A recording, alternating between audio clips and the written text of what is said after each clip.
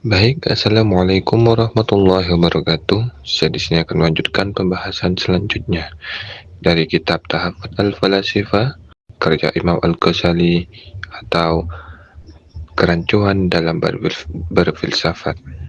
Berikutnya, kita bisa membagi kehidupan Al-Ghazali menjadi 3 fase.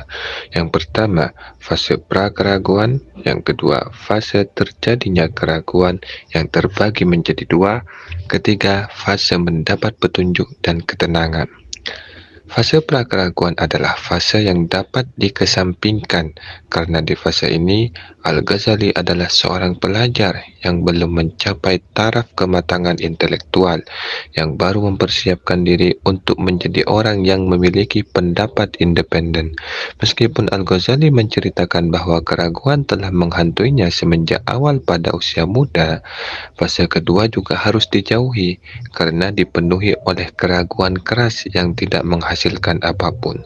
Karena itu, yang tinggal adalah fase keraguan ringan yang terjadi dalam rentang waktu yang cukup lama, berawal sejak Al-Ghazali masih berusia muda sampai memasuki dunia tasawuf dan memperoleh bimbingan Allah atau hidayah.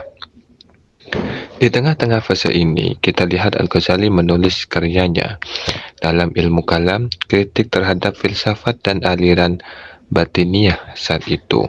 Dia mengajar di 2 sekolah, Naisabur dan Baghdad, termasuk hal yang membingungkan jika seorang yang ragu terhadap suatu hakikat kebenaran, lalu melahirkan karya-karya dan menyampaikan ajaran positif, konstruktif, tak kurung buka, ijabi, kurung tutup, tentang hakikat kebenaran tersebut.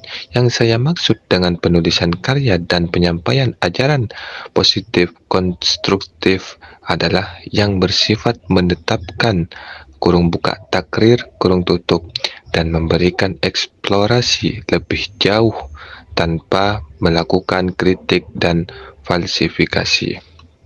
Namun bukan hal yang aneh jika dari orang yang sedang dirasuki keraguan atau skeptis terlahir karya-karya dan penyampaian ajaran yang negatif, dekonstruktif, kurung buka, salbi, kurung tutup.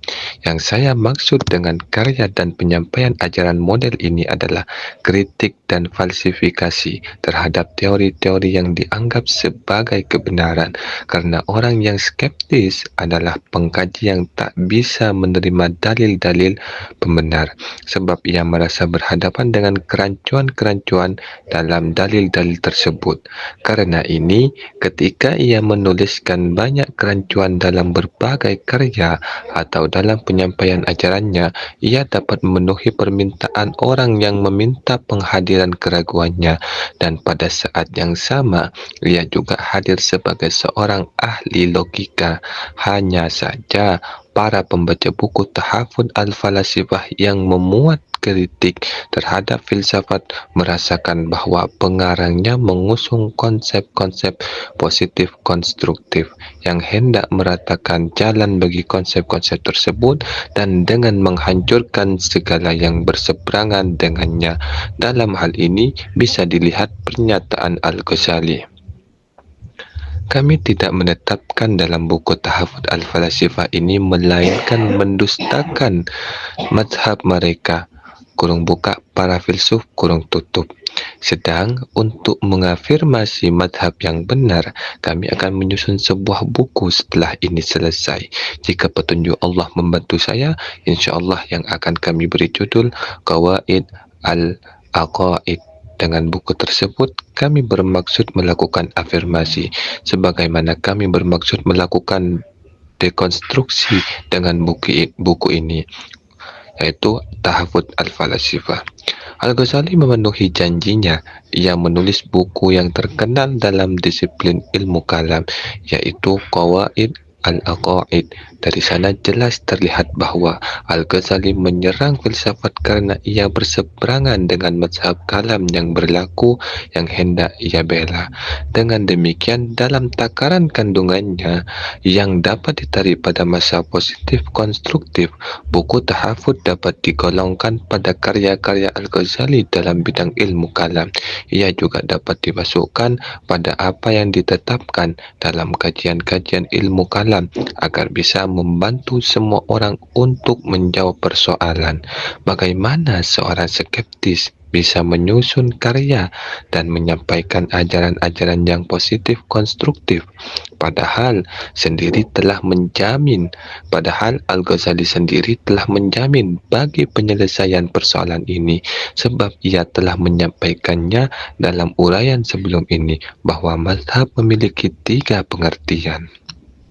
Yang pertama, mazhab yang diikuti secara fanatik oleh seorang sebab merupakan mazhab yang berlaku di lingkungan hidupnya, menjadi mazhab penduduk dalam komunitas itu dan dijadikan pegangan oleh para gurunya.